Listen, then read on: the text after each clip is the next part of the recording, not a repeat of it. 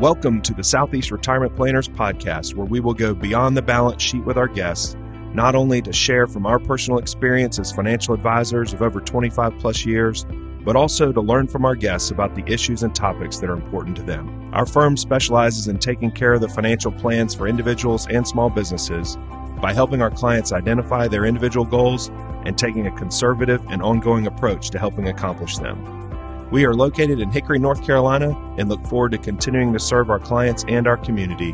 Thank you for joining us. We hope you enjoyed this week's episode.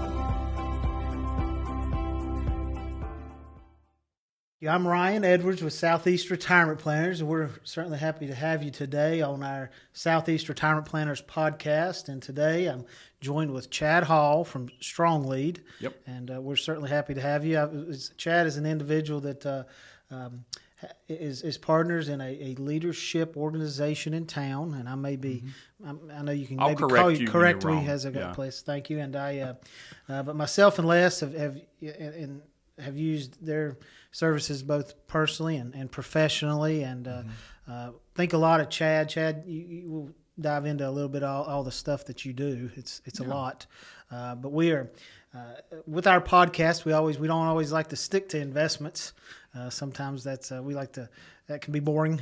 Well, good, because I can't help you with that. So, but we think that the services and the knowledge that Chad have is very important for not just ourselves, but for all those that might be listening today.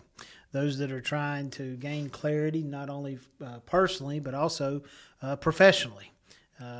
Individually, meaning how can I wake up every day and be more in tune with myself and have a better day. But then also, as we're leaders of organizations, how can we serve others better and make sure that our organizations are running at the best level that they can, which hopefully is at a very high level. So, Chad, thank you for joining us today. Yeah. And so tell me, you've got more degrees or attended more colleges than many people. Yeah.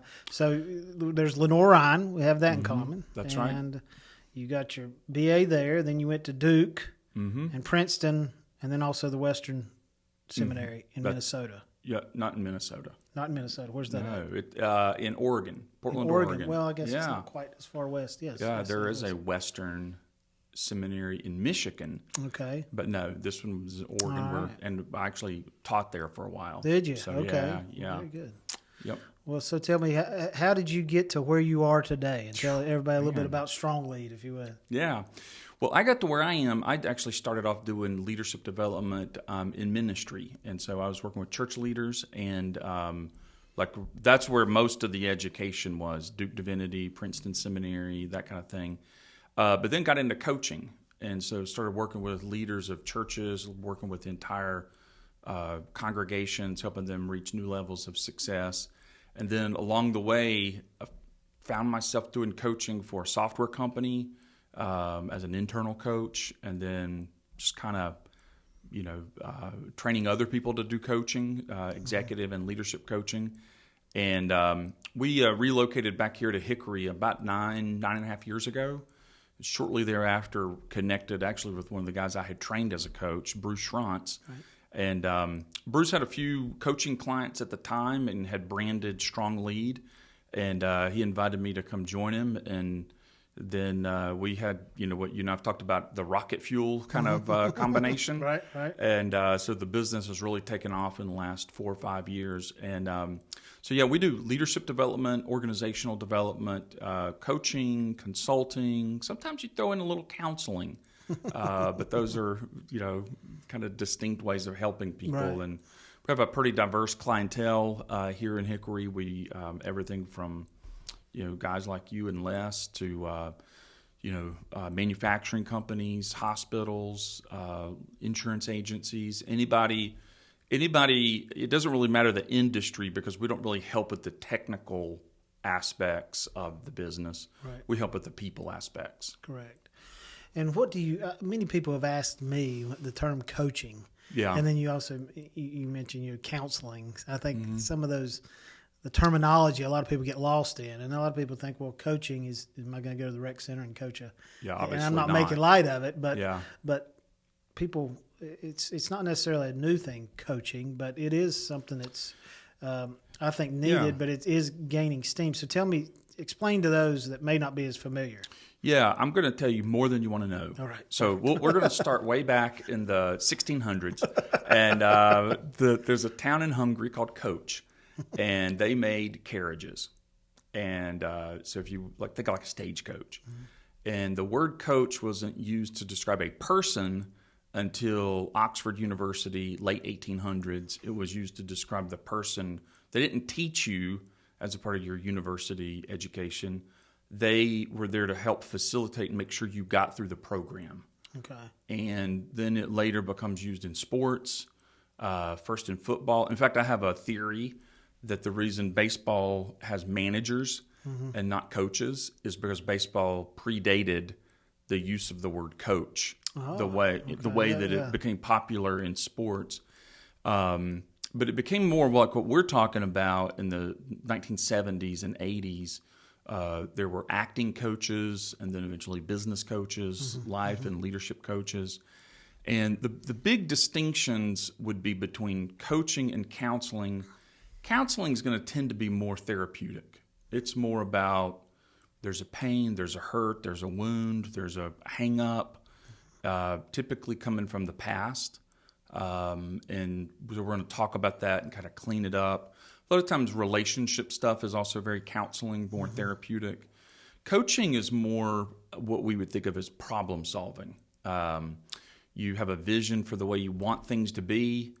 The coach kind of draws that out of you and then helps you come up with a game plan to make it happen. And coaches are going to tend to not so much be teachers and trainers. They're going to tend to be ones who draw it out of you and help you apply it. Now, what we do at StrongLead is really kind of a combination of coaching and consulting, where we do have some answers. We don't mind sharing some best practices, but for the most part, we're not going to tell you what your goals are. We're going to get those from you. But all of those are very conversational based and that kind of thing. It's just why people tend to confuse or conflate them. Right. So one of the things I know that in reading and any type of leadership, I guess, training or leadership books is really being focused on, what's important to you personally. Yeah. And that's some of the questions you're asking individuals to make sure that they have that clarity, correct? And that's you're taking someone down that road that you're extracting that information from them is what you're saying. Yeah, because a lot of people, you have that information in you, you just don't have it readily available. So if I ask you, what's your purpose in life? Okay, I wasn't walking around with that like right on the tip of my tongue, Right. Not like if I ask you, what's the capital of Arkansas, you probably think, I got a file called state capitals. Some of them are filled in with the correct information. I can pull that out pretty easily. But when you ask a question, just as an example of, what's your purpose in life, that's the kind of question, well, nobody else has the answer for it. And you would have to dig to get to the answer for it in your own life. Those are the kinds of questions that we're going to ask of our clients. Right. And because when you're not clear on that, you begin to do some things that you end up working kind of against yourself. Right. So you may be pursuing some things that really aren't in your own best interest. Right. And, are that's talk to me just a little bit. As you were saying that, aptitudes, things that are already naturally in you that as a person has evolved and they've gotten out of school and gotten into the business world, they probably, hopefully, are aware of some of the things that they like or dislike or maybe they're good at or not. Right. But I put my oldest son recently through an aptitude test, a large one in Chicago. I may have mentioned that to you. Anyway, we took up there, had a family trip. He had an all-day test, and it was a great experience for him. He doesn't understand, but a lot of people in that room, it was an individual test, but a lot of those individuals, they were maybe changing careers. Right. Or maybe getting out of college. What were some of his aptitudes that came to the surface? Well, some of the things that, he was hoping for was maybe, doctors' fields, surgeons, things like that. Right. And it's not that he couldn't pursue that, but some of his he didn't score as high in the direction of maybe the healthcare fields. Right. He needs a definitive answer when when he goes through something. So there was it kind of guides him, or kind of helps me and Amanda, my wife, guide him towards things that may be in his best interest. Not that I believe every kid needs to go down the route and maybe, try their best and fail a few times but it really, what struck me is when you were talking about, if they can't verbally kind of convey their purposes or what's important to them, and they're going down a certain path, they're gonna be knocking their head against a wall, possibly. Yeah. They're going to run into reality, right? Eventually, right. And so all of these things are you could kind of categorize more broadly as potential. So, Grant's got certain potential in him. You've got certain potential. I do. And so what we're trying to do as coaches is help maximize that. Well, you can't maximize it if you're fairly unaware of it. Exactly. And so whether that's an aptitude, or whether that's a preference, or whether that's a sense of what's meaningful, or your values, these things are operating kind of in the background a lot of times. And we try to bring them to the foreground so you can leverage them and make the most of your potential. Right. And so, for example, when I think of kind of aptitudes, especially around like career things, one of the instruments we use helps identify some of those aptitudes. One of my favorite ones is called, this is going to be entirely boring to all the rest of the audience, but it's, what do they call it for your fingers? It's basically dexterity. Dexterity, yeah.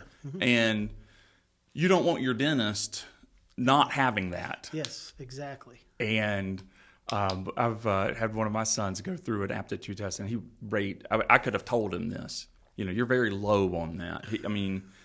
I remember as a kid, he was trying to eat pizza, and he was trying to put it sideways in his mouth. It's got a point, like it just didn't make sense to him. How's this?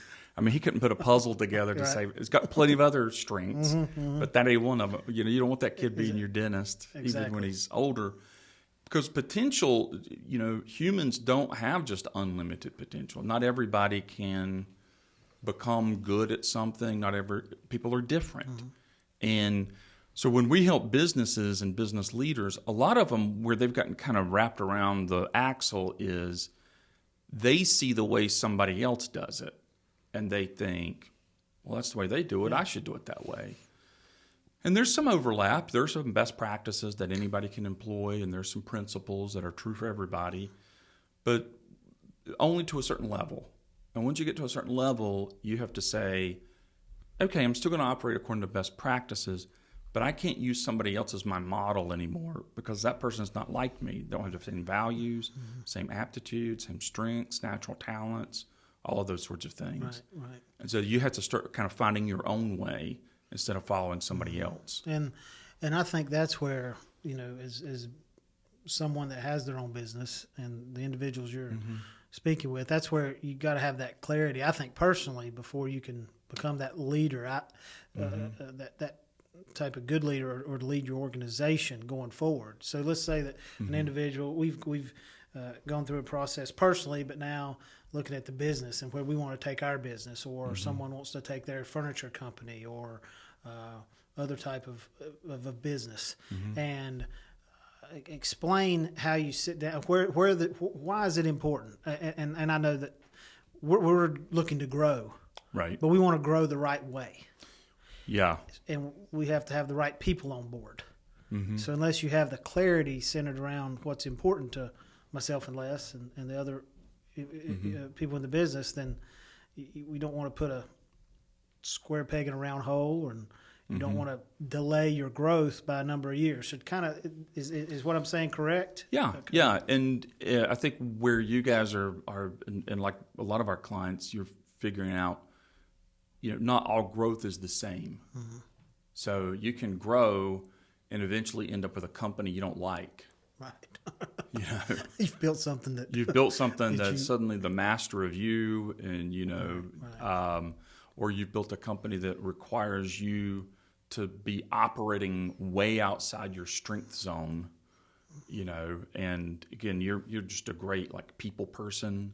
You know, and you imagine if you developed a company that the key to its growth was you always been in the office crunching numbers. Oh, yeah. Like that sound, you're like, well, I don't know if that sounds like a great deal.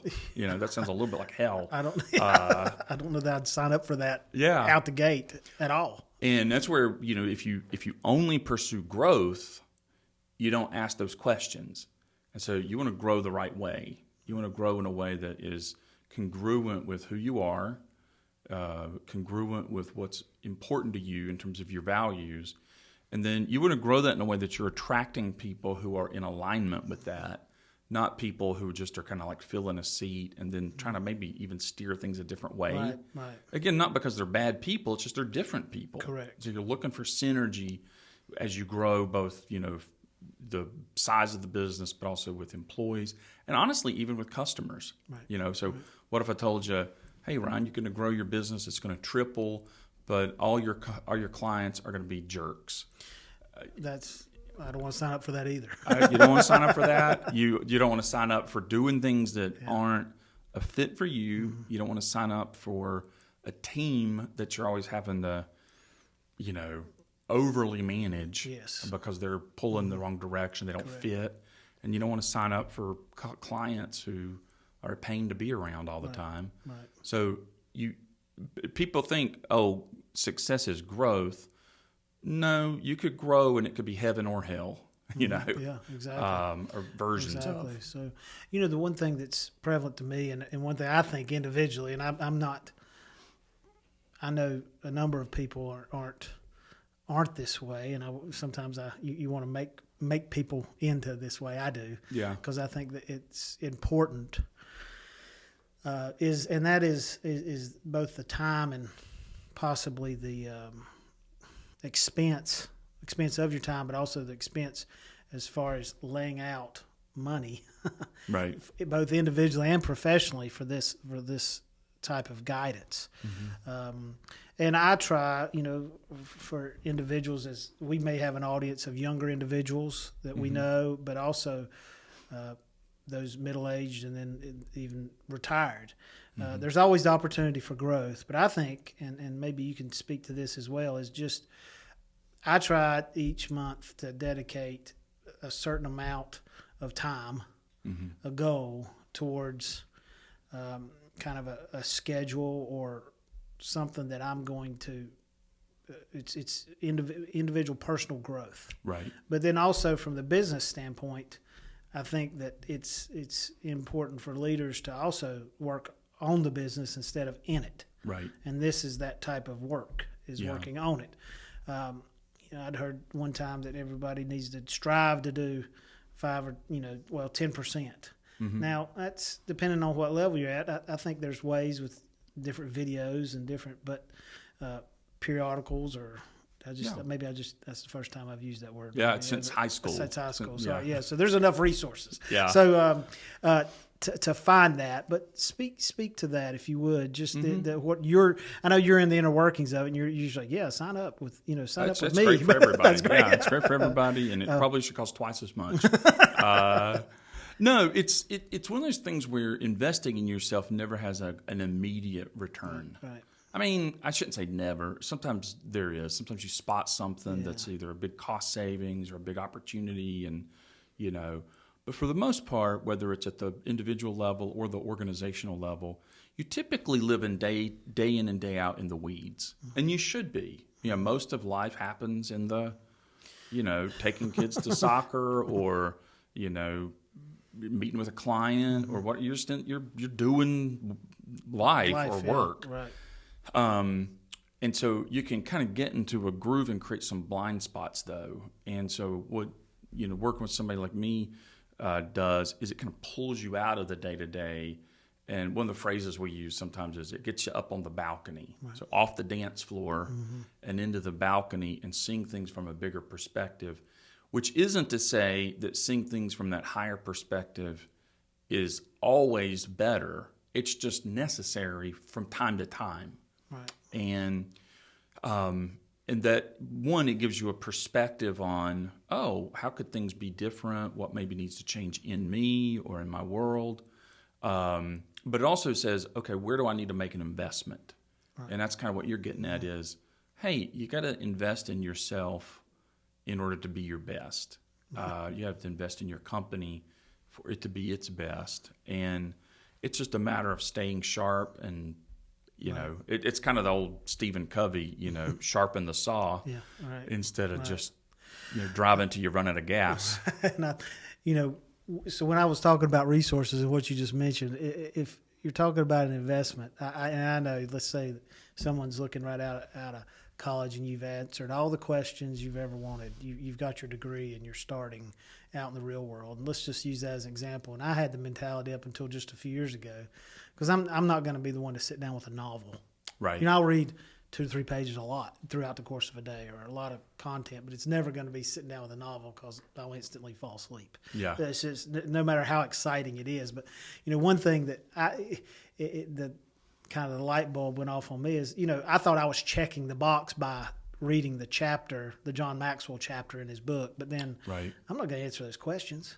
Right. That's work. That's a lot of work. Well, that right there's where the learning is. Yeah. Those questions are back there for a reason. It's because you're supposed to think on what you've just read. Mm-hmm. And my mom always told me that when I was younger, but you didn't listen. But that right there, for a Maxwell, starting out, the investment is just your time in reading that chapter, but it's not just the chapter, it's those questions. That's where the true value it is, because you get to look at it from your perspective. Yeah. How your life is right now, how your organization is. And that's the transition from kind of receiving to applying. Mm-hmm. And, you can receive by reading that chapter. And it's like, okay, now I've got some knowledge maybe I didn't have before. That's a good thing. You're better off than you were. Yeah, be better off than not reading it, For the most part, sometimes people do read and they'll go to conference after conference after conference and never apply it. Exactly. And they, just like, I just love learning. No, you love engaging new ideas and not doing anything with them. Exactly. But the application, with the hard work is the question. And that's an interesting thing, because a lot of people come to us looking for answers. And we've got some answers because we work with a lot of people. We do see a lot of best practices. Mm-hmm. But really what you're paying for are the questions. And because the questions are the things that draw it out of you and create like an accountability, a commitment. And because it's really not worth reading a chapter if you're not going to do something with it. Correct. And we help you do something with these ideas. Now, there's the other perspective, too. Now, you can be an information overload. I've got a colleague of mine about half a state away, and he's got 4 coaches. Right. And I heard somebody just yesterday, I've got 3 coaches and a counselor and a therapist. And I haven't had any change. Right. Because they're on information overload and they're not applying anything. Mm-hmm. They're just gaining knowledge and it's fighting each other in their minds. It's what I foresee. Like it's tugging in his head. So there's the other side. But I think that right there is, if you take a deep breath and step back and like for myself, I found somebody in yourself that I could sit down, enjoy being around, have surprisingly, it's probably said. And you want to tell Holly that? Okay. Somebody in the world enjoys being around me. Yeah, and somebody that can, you can relate to, talk to, know that they're there for the right reasons for you, and you can sit down and you can answer those questions. And if you don't answer them right away, you know that you're not going to be looked down upon or anything like that. So therein lies is making the commitment, and finding that person or finding that resource that you're comfortable with that can extract that information out to you. That's where I really hope that individuals possibly listen to this, is you don't go down the path of just information overload. You need to get to the point where you're, 1, doing something, and 2, finding that person or organization that can really, really help you. Yeah, and I would say, the bottom line of what you're looking for is, do you want to move forward? and you just think, okay, because I can't help, a John Maxwell book can't help, a conference can't help. If you don't want to move forward, then nothing's going to do anything for you. Right. Okay, let's say you want to move forward. The second thing is you got to be willing to change. Right. Change is hard. Very, very. And I think the reason a lot of people become kind of resource junkies, and it's a lot easier to read a Harvard Business Review article than it is to change. Right. And so it's a lot easier to go to a conference than it is to change. It's a lot easier to take a personality assessment, and all of those are good things. They're just not the same thing as change. Right. And so you think, okay, I want to move forward. I recognize I'm going to have to change. What do I need in order to make the changes necessary to move forward? And that's where you can work with a coach. Sometimes you can just get the resource. If you've got already a high motivation for change and you're very clear what the information is that you need, a lot of times that is enough. But typically the farther you get in life, the less it's enough, because you have to nuance it kind of to your own journey. You have to be a little bit more in touch with, the particularities of what makes you unique. Right. And you oftentimes need another person to basically call BS on you. Right. Because we all, majored in BS, self-deception, Exactly. Oh, yes. We have blind spots. You got to have somebody to kind of challenge you on that. Very much. Well, this has all been, I enjoyed talking this topic and I enjoy learning. I appreciate everything that I know StrongLead's done for myself, but then also our organization as we continue to work with you guys. And so Chad, I put some information up here, made sure we had a slide, and that's good. It's even got our new address. Yes. I forgot we had a phone number. Yeah. But check out the website and learn more about your organization. I would certainly encourage everyone. But we always like to bring this content to our listeners, and we're appreciative that everyone joined us today. If our podcast, we have a number of different topics, sometimes investments. We just are releasing one here very soon that has a business owner and talking about his leadership journey, and then also his story of a family business. So there's different topics, but as we go, as you listen, I'd encourage you to listen to our other podcasts. You can find those online at our website at seretirementplanners.com. That's seretirementplanners.com. And anybody that's listening, if we don't currently work with you, we always offer a complimentary financial checkup for any individual to come in, sit down, and just kind of learn about us and the services we provide. And I probably get 3 or 4 calls a week just on the resources that I have knowledge about, whether it's contacts in my phone or just different organizations around town. So we like to be a resource. Our website is a great resource. But we hope you've enjoyed today, and we encourage you watching our future episodes or podcasts, and you can find us on YouTube, our website, as I mentioned, Spotify, and Google Podcasts as well. So, Chad, thank you for being here today. I really appreciate it. Appreciate what you guys do, you and Les and your team, and what you guys bring to the community. Yeah, well, thank you very much. Have a great day. Thank you. Securities and advisory services offered through LPL Financial, a registered investment advisor. Member of FINRA, SIPC. Southeast Retirement Planners is not affiliated with LPL Financial or registered as a broker-dealer or investment advisor.